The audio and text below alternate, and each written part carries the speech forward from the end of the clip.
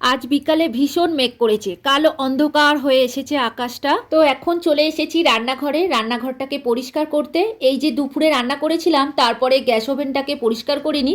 এখন একটু ভিম লিকুইড দিয়ে গ্যাস ওভেনটা মেজে পরিষ্কার করে নিচ্ছি। তবে বিকালবেলার দিকে আমার তেমন কোনো কাজ থাকে না, সকালের দিকে ভারী কাজগুলো করে নিই। এখন এই যে গ্যাস ওভেনটাকে ক্লিন করে নিচ্ছি, এরপরে কিছু বাসন আছে ওইগুলোই মেজে নেব। তো দুপুরে খাওয়ার বাসন মাজা হয়নি, তো এখন বিকালবেলায় ওই বাসনগুলোই মেজে নিচ্ছি।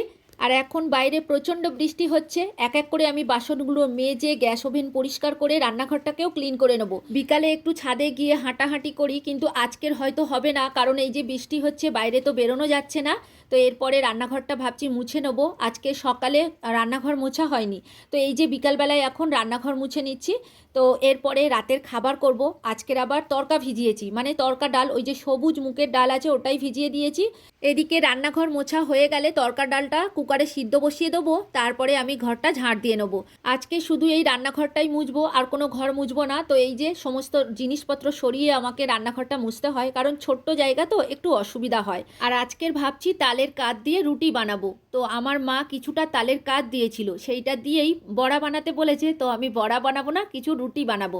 তবে এর ভিডিও আমার বড় ব্লগে আসবে, তোমরা দেখে নিও তালের কাঠ দিয়ে আমি কিভাবে রুটি করি। এরপরে আরও একটা বড় কাজ আছে, সন্ধে দিতে হবে। এদিকে ডাল বসিয়ে দিয়েছিলাম, তো তারপরেই দেখো এদিকে আবারও একটু ঘর মুছে নিচ্ছি।